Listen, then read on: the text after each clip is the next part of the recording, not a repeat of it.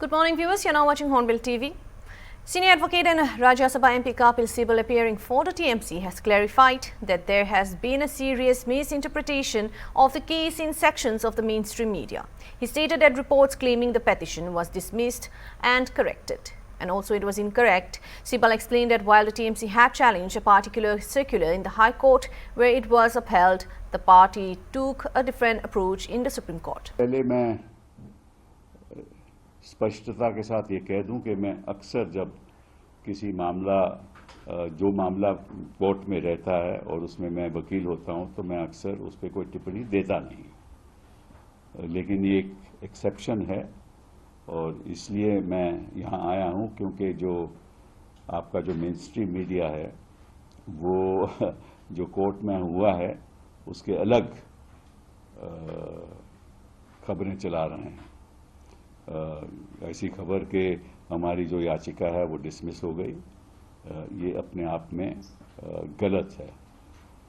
हुआ क्या कि हाई कोर्ट में जो टीएमसी ने दावा किया था वो ये था कि ये सर्कुलर गलत है और ये सर्कुलर होना नहीं चाहिए, क्योंकि इस सर्कुलर के अंतर्गत ये कहा गया है कि कमीशन को ये जानकारी है कि और कई जगह से जानकारी मिली है कि वहाँ इलेक्शन के दौरान कुछ प्रॉब्लम्स होने वाली हैं हर बूथ में। तो इस वजह से इलेक्शन कमीशन ने ये तय किया है कि हर बूथ पे एक सेंट्रल गवर्नमेंट का नॉमिनी होगा, सेंट्रल गवर्नमेंट ऑफिसर की नियुक्ति की जाएगी। और हाई कोर्ट में ये मामला जब आया तो ये कहा गया कि वहाँ ऑलरेडी इलेक्शन कमीशन के मुताबिक वहाँ एक ऑब्जर्वर, जिसको कहते हैं माइक्रो ऑब्जर्वर, जो सेंट्रल गवर्नमेंट का नॉमिनी होता है, सेंट्रल गवर्नमेंट उसकी नियुक्ति करती है, वो हर बूथ में वैसे भी वहाँ रहता है। और उस साथ साथ में सारी पार्टी के पोलिंग एजेंट्स रहते हैं, सारी पार्टी के इलेक्शन एजेंट्स रहते हैं और फिर सुपरवाइजर भी रहता है, पोलिंग सुपरवाइजर। तो जब ये बात सर्कुलर पे आई तो हाई कोर्ट ने कहा कि ये सर्कुलर ठीक है और ये जो फैसला इलेक्शन कमीशन ने किया है वो भी ठीक है। तो जब हम सुप्रीम कोर्ट आए तो हमने ये तय किया कि हम सर्कुलर को चैलेंज नहीं करेंगे, लेकिन ये कहेंगे, ये आग्रह करेंगे सुप्रीम कोर्ट से कि जो सर्कुलर है उसको आप लागू कीजिए। अब सर्कुलर 13 अप्रैल 2026 का है, तो वो सर्कुलर मैं आपको पढ़ भी देता हूं, पहले समझा दूंगा फिर पढ़ भी दूंगा। उसमें ये लिखा है कि कई जगह से हमें जानकारी मिली है कि इरेगुलरिटीज होने वाली हैं इलेक्शन के प्रोसेस में, काउंटिंग के प्रोसेस में इरेगुलरिटीज होंगी। तो इसलिए हम चाहते हैं कि जो एक सेंट्रल गवर्नमेंट का employee apart from micro observer वहां रहे, ये फैसला है।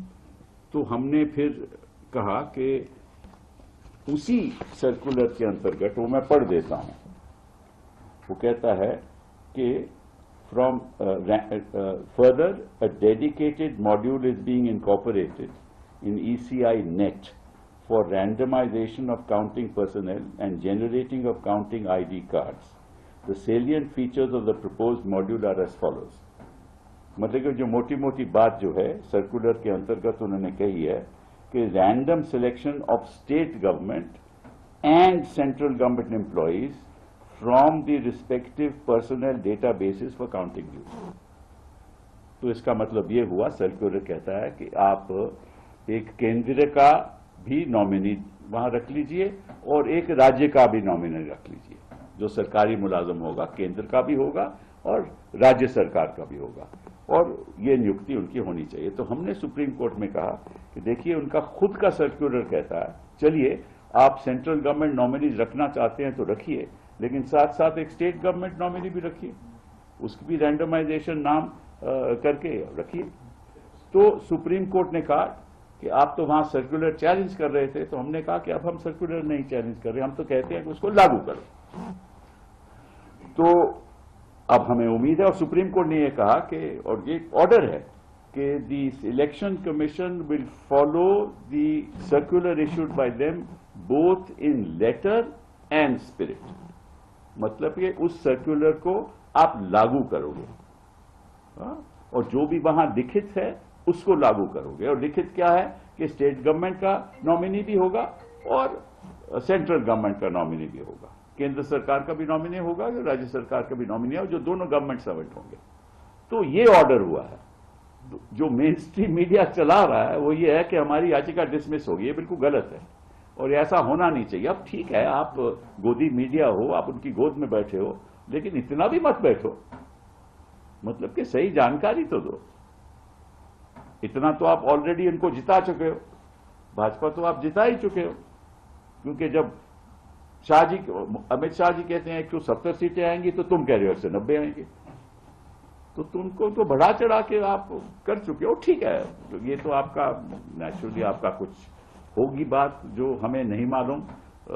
UP Director and Chief Principal Census Officer Sheetal Verma has outlined key details of the upcoming Census 2027 during a press conference. She announced that the first phase, known as the House Listing and Housing Census, will be conducted in 2026, with each state allotted a 30-day window. For the state in focus, the exercise is scheduled from May 22 to June 20. Verma clarified that this initial phase will focus solely on household level enumeration, including housing conditions and assets, and will not capture population specific details. Bharat में कराई जाती है। पहला phase होगा जिसको हम कहते हैं मकान सूचीकरण और मकानों की गणना, जो वर्तमान में 2026 में होगा, और हर प्रदेश इसके लिए 30 दिन का एक समय निर्धारित करता है। हमारे प्रदेश द्वारा 22 मई से 20 जून तक का समय निर्धारित किया गया है प्रथम फेज के लिए। सेकेंड फेज मैं बताना चाहूंगी, प्रथम फेज हाउस होल्ड लेवल गणना करता है, मतलब कि गृह स्तर पर हम गृह में कितने लोग रह रहे हैं, उनकी क्या क्या इंडिविजुअल कैरेक्टरिस्टिक्स हैं, वो हम फेज 1 में नहीं कवर करते हैं। वो फेज 2 में आता है कि प्रत्येक व्यक्ति की individual characteristics, religion, caste, literacy, ये सभी क्वेश्चन जब हम इंडिविजुअल गणना करते हैं, जब हम व्यक्तिगत रूप से एक एक व्यक्ति की जनों की गणना करते हैं, वो फेज 2 होगा, जो फरवरी 2027 में पूरे देश में एक साथ होगा। इसके बाद जब ये पूरी प्रक्रिया खत्म हो जाएगी तो हम अपना डेटा रिलीज करेंगे। जैसा मैंने बताया, डेटा की टाइम स्टैम्प होगी 00 आवर्स ऑफ 1 मार्च 2027, और फिर तमाम प्रकार के पब्लिकेशंस होते हैं जो कि जिस पर कि हमारे पूरे देश की प्लानिंग निर्भर करती है। Next slide please. ये हमारी जनगणना 2027 की समय सारणी है। हमने 31/12/2025 को अपनी बाउंड्रीज को फ्रीज किया है। प्रथम चरण जो होता है मकान सूचीकरण एवं मकानों की गणना, जिसको हम HLO फेज कहते हैं, house listing and housing census, उसमें 1 अप्रैल से 30 सितंबर के बीच अलग अलग राज्यों को कोई सा भी 30 दिन का पीरियड चयन करने का अपना दायित्व होता है कि वो कोई सा भी 30 दिन का समय ले सकते हैं।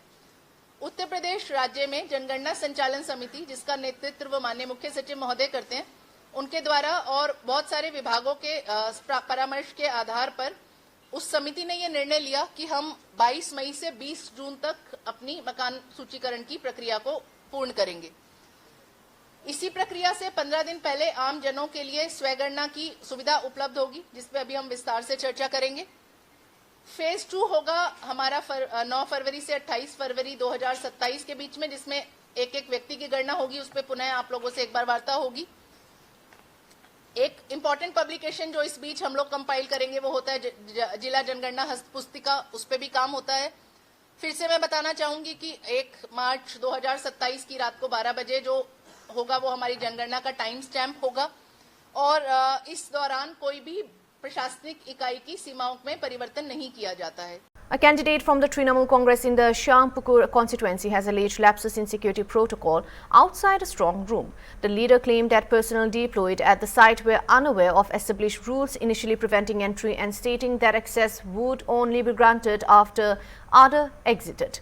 According to these candidates, the situation was resolved only after police intervened and clarified that candidates are permitted entry as per guidelines. ये बाहर जो तैनात हैं आर्मी के लोग, उनको ये भी नहीं मालूम कि जो हम लोग एक बैज पहन के जाते हैं, उसमें तो कैंडिडेट लिखा है, तो कैंडिडेट को तो आप अंदर जा सकते हैं। वो हमको कह रहे कि आपके 2 जन जो अगर हैं, 1 जन को बाहर आना है तब हम जाएंगे। खबर भी नहीं है। फिर पुलिस आके बोल रहा है कि नहीं नहीं, कैंडिडेट कोई उस गिनती में नहीं आते, उसको अलाउ कीजिए। तो हमने कहा कि रोज रोज हम लोग आपके द्वारा क्यों अपमानित होते हैं? अगर नियम आपको नहीं मालूम है तो कौन से नियम में आपने रोका? आपको नियम नहीं मालूम कि रोकना है या नहीं रोकना है, तो आपके कौन से नियम में आपने कैंडिडेट को रोका? तो अगर नियम नहीं मालूम है, हर दिन अपमान करते हैं हम लोग को।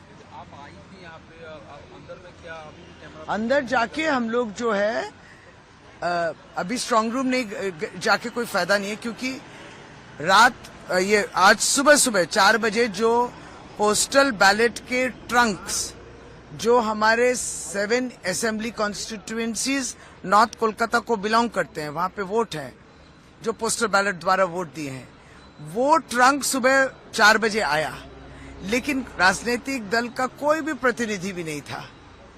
लेकिन उसको एक कमरे में रखा गया, जिस कमरे में सीसीटीवी भी नहीं है, और वो सीसीटीवी नहीं है तो उसकी तस्वीरें नहीं दिख रही हैं। तो इस पर जब पूछताछ हम लोग किए सुबह ही सुबह, तब बोला गया कि सीसीटीवी कुछ देर में लगेगी, अर्थात वो कमरा को खोला जाएगा, तब तो राजनीतिक दल के एजेंट्स को रहना चाहिए। तो बोले हाँ, तो कब से अभी भी हम लोग वेट करें, अभी तक कैमरा नहीं लगी। और जब कैमरा नहीं लग रही, जितने देर नहीं लग रही है उतने देर हम लोग को वो तस्वीरें नहीं दिख रही हैं। तो स्वच्छता लाना चाहिए ना, ये गैप्स क्यों हो रहा है? इस वजह से सीसीटीवी के आप देखिए विभिन्न जिलाओं में, विभिन्न कॉन्स्टिट्यूएंसीज में इस तरीके के ही गैप दिख रहे हैं कि कहीं कोई चढ़ जा रहा है। बर्दवान में स्ट्रांग रूम है, उस बिल्डिंग में चढ़ गया, कौन चढ़ा, क्यों चढ़ा, कैसे चढ़ा, क्या 3 टायर सिस्टम है, वेयर इज द सेफ्टी? तो हर दिन हम लोग को सवाल करना पड़ता है। और सवाल हम लोग किए करके इसको बना दिया फोर्ट्रेस, दुर्ग बना दिया, किला, कि घुसने के लिए आइडेंटिटी कार्ड, निकलने के लिए आइडेंटिटी कार्ड। इतने दिन आप लोग कौन चढ़ा, क्यों चढ़ा, कैसे चढ़ा, क्या 3 टायर सिस्टम है, वेयर इज द सेफ्टी? तो हर दिन हम लोग को सवाल करना पड़ता है। और सवाल हम लोग किए करके इसको बना दिया फोर्ट्रेस, दुर्ग बना दिया, किला, कि घुसने के लिए आइडेंटिटी कार्ड, निकलने के लिए आइडेंटिटी कार्ड। इतने दिन आप लोग भी जा सकते थे कैमरा तक। सुप्रीम कोर्ट में जो आज टीएमसी गई थी सेंट्रल गवर्नमेंट का और स्टेट गवर्नमेंट एम्प्लॉय के लिए, सुप्रीम कोर्ट ने हमारी बात को मान्यता नहीं दी, और इस ईसीआई और जो डायरेक्शन दी थी एम्प्लॉयज, सेंट्रल गवर्नमेंट एम्प्लॉयज रहेंगे, तो उसको दिया, ठीक है, उसी को लेकर हम लोग बढ़ेंगे। 15 बूथों पे जो रिपोल भी हो रहा है, क्या बोलेंगे? हाँ, रिपोल जरूर, अगर कुछ बदमाशी वहां हुई थी, क्या सुन रहे थे, क्या सिंबलों पे ये टेप वगैरह लगाता है, लेकिन ये कौन किया था, ये शरारत कौन किया, तो ये तो इलेक्शन कमीशन को निकालना है। लेकिन दूसरी बात है, आप रिपोल कीजिए और भी करिए रिपोल। अब जो आज पोल देने जा रहे हैं, उनको इसी बीच ये भी मालूम हो गई कि कल गैस के दाम फिर बढ़े। इसी तरीके से जो गैस के दाम बढ़े, इसकी सूचना पहले ही तृणमूल कांग्रेस ने कहा था कि देख लीजिएगा, वोट दान हो जाएगा, गैस के दाम बढ़ेंगे। तब तो मालूम नहीं था कि ऐसा रिपोल होगा, और ठीक देखिए वही हुआ, गैस के दाम बढ़े। और इसी बीच रिपोल वाले जो हैं वो देखेंगे कि कौन सुख शांति देता है और कौन दुख तकलीफ देता है। और जितना भी रिपोल करते रहिए, परेशान करते रहिए, लोग जो है तृणमूल कांग्रेस पे ही भरोसा रखेंगे। ईसीआई को जो लेटर लिखा गया है, वो हमारे पश्चिम बंगाल तृणमूल कांग्रेस के वाइस प्रेसिडेंट जयप्रकाश मजूमदार दल के तरफ से एक ऑब्जेक्शन कि क्यों वो कालीघाट ओसी का जो एक फोटो है यूनिफॉर्म में, जो सोशल मीडिया पोस्ट है, वो गलत है, और भी सब कानून को मेंशन करके वो किया गया। ईसीआई को बोला गया कि क्या कदम आप उठा रहे हैं इसके विरुद्ध, सब पूछा गया। Amid the Trinamool Congress move to approach the apex court over the Election Commission's counting supervisor decision, AIUDF leader Rafiqul Islam has said that the party failed to secure any special relief from the Supreme Court of India. He stated that the TMC objection centers on the Election Commission of India appointing both central and state government employees for vote counting in West Bengal, and arrangement he claimed is not followed in other states. के एक सिद्धांत के खिलाफ, लेकिन उनको supreme court से कोई ख़ास राहत नहीं मिली। शिकायत ये थी कि इलेक्शन कमीशन ऑफ इंडिया ने वेस्ट बंगाल काउंटिंग में स्टेट एम्प्लॉयज़ के साथ साथ सेंट्रल के जो एम्प्लॉयज़ हैं उनको भी वहाँ ऑब्जर्वर के तौर पर नियुक्ति करने का फैसला किया है। उसके खिलाफ तृणमूल कांग्रेस कलकत्ता हाई कोर्ट गई थी। फिर वहाँ से ये लोग सुप्रीम कोर्ट गए कि सेंट्रल का जो एम्प्लॉयज़ है उनको तैनात नहीं करना चाहिए, चूँकि दूसरे स्टेट में नहीं होता है। स्टेट को जो एम्प्लॉयज़ है वही लोग काउंटिंग के ज़िम्मेदार होते हैं। लेकिन इलेक्शन कमीशन ऑफ इंडिया ने बंगाल के लिए कुछ अलग से किया है, तो उसके खिलाफ तृणमूल कांग्रेस सुप्रीम कोर्ट गई थी, लेकिन सुप्रीम कोर्ट से ख़ास राहत नहीं मिली। सुप्रीम कोर्ट ने यही कह दिया कि इलेक्शन कमीशन ऑफ इंडिया ने कोई गलत नहीं किया, तो ये उनका इख्तियार है, जिस तरह वो चाहे काउंटिंग जिसको चाहे उसके ज़रिए करा सकते हैं। तो इसमें ज़्यादा कुछ नहीं बोलना है, लेकिन एक बात तो है, Election Commission of India West Bengal में कुछ अलग अलग ही कर रही है। इलेक्शन के टाइम ने भी हमने देखा, इलेक्शन के बाद काउंटिंग के लिए भी जो दूसरे स्टेट में आमतौर पर जो नहीं किया जाता है वहाँ अलग से ये मेज़र ले रहे हैं लोग, पता नहीं क्यों। तो इसीलिए तो तृणमूल कांग्रेस को वहाँ इलेक्शन कमिश्नर के प्रति विश्वास उठ गया। अब उनको सुप्रीम कोर्ट में जाने का तो इख्तियार है, सुप्रीम कोर्ट के पास गुहार लगाने का इख्तियार तृणमूल कांग्रेस को है, वो गई थी। फैसला जो भी हुआ हो, तो अब इंतज़ार करते हैं हम लोग 4 तारीख के काउंटिंग के लिए। हम लोग यही चाहेंगे इलेक्शन कमीशन ऑफ इंडिया और हर स्टेट के जो इलेक्शन कमिश्नर है ये लोग फ्री एंड फेयर काउंटिंग कराए, कोई गड़बड़ी ना हो काउंटिंग में। तो इसकी जिम्मेदारी इलेक्शन कमिश्नर को लेना ही पड़ेगा।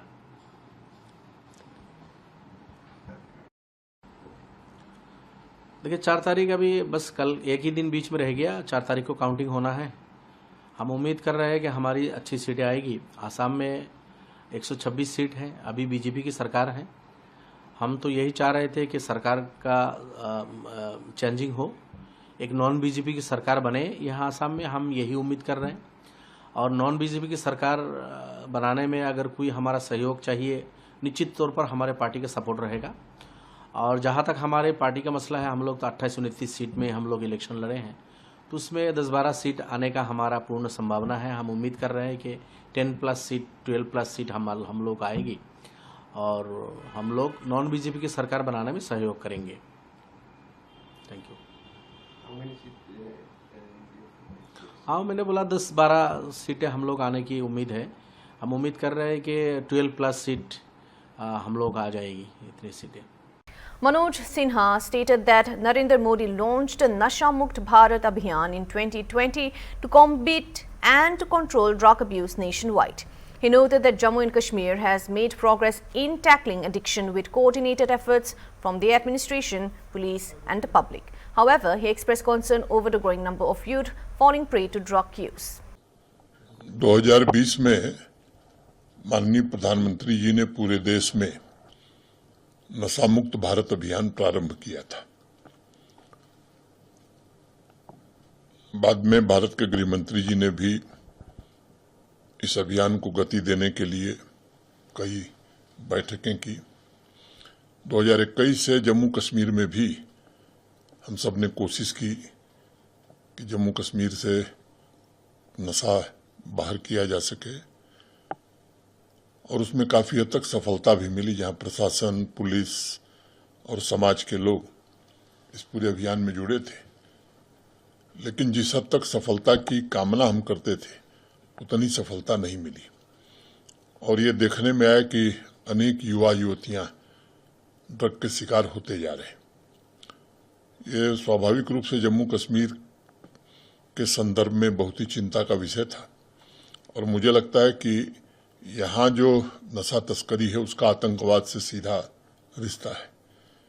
कुछ नशा तस्करों के बड़े घर बन जाते होंगे, आर्थिक रूप से वो समृद्ध हो जाते होंगे, लेकिन अंततः वो पैसा हथियार की खरीद, आतंकवाद को बढ़ावा देने में ही उपयोग में लाया जाता है। एक इसकी व्यापक रणनीति बना करके 100 दिन का अभियान जम्मू कश्मीर में 11 अप्रैल को जम्मू के एमए स्टेडियम से हमने प्रारंभ किया था। जम्मू जिले जम्मू संभाग के 8 जिलों में पदयात्राएं हुई हैं। एक व्यापक योजना हम सब ने बनाई है। उसके 3 पहलू हैं। एक, सप्लाई चेन को पूरी तरह से तहस-नहस करना।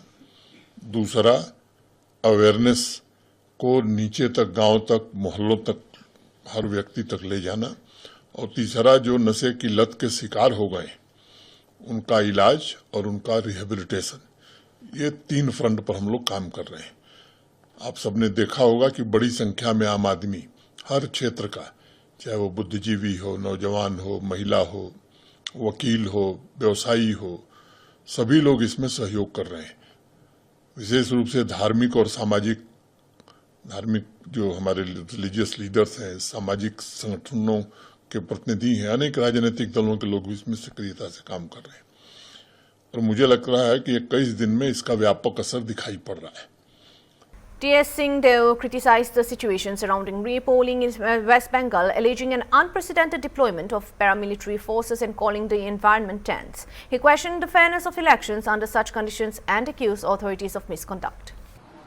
अभी तनावपूर्ण मनस बना हुआ है। ये पहले नहीं देखा गया कि 3 लाख अर्धसैनिक बलों की तैनाती किसी चुनाव में कराई गई हो और एनकाउंटर स्पेशलिस्ट जैसे चुनिंदा अधिकारी, उत्तर प्रदेश में कैसी सरकार चल रही है भारतीय जनता पार्टी की, हम लोग जानते हैं, बुलडोजर राज वाली सरकार, वहां से चुन चुन के अधिकारियों को भेजा गया हो जिनके बर्ताव भी हमको देखने को मिले। वो अपना काम कर रहे होते सामान्य रूप से तो समझ में आता, पर ये तो एकदम दादागिरी पे उतर के, मान लो कि बड़ा कोई माफिया बॉस आ गया है और वो इस तरह से खुलेआम धमकी चमकी दे रहा हो। प्रजातंत्र में जनता के प्रतिनिधियों को खुलेआम धमकी चमकी दे रहा। आपके पास कोई जानकारी है तो आप कार्रवाई करो, ये आपका काम है कार्रवाई करने का, दादागिरी करने का नहीं। ये अत्यंत आपत्तिजनक है। तो ये अलाउ किया गया निर्वाचन आयोग को, करते रहो, कोई एक्शन नहीं। प्रधानमंत्री जी राष्ट्रीय चैनल का उपयोग प्रचार में, महिला बिल के आड़ में कांग्रेस के प्रति बहुत प्रिय अपनी भावनाओं को व्यक्त करने के लिए खुलेआम होने देता है और कोई कार्रवाई नहीं करता। इन परिस्थितियों में अगर चुनाव हो रहा है तो वो कितना निष्पक्ष होगा आप समझ सकते हैं। मल्लिकार्जुन खड़गे जी को नोटिस जाता है उनके किसी बयान पे, तो अमित शाह जी को, मोदी जी को कोई नोटिस गया? तो निर्वाचन आयोग की, विशेष करके वर्तमान जो कमिश्नर हैं, मुख्य निर्वाचन आयुक्त हैं, तत्काल इनको हटाना चाहिए, तत्काल इनके इस्तीफा होना चाहिए। इस्तीफा तो शायद ही देंगे, लेकिन ये हटने चाहिए। देश के प्रजातंत्र के लिए ये व्यक्ति का जो आचरण है ये पूरी तरह से अनिवार्य। That's all for now. For more news updates, keep watching Hornbill TV.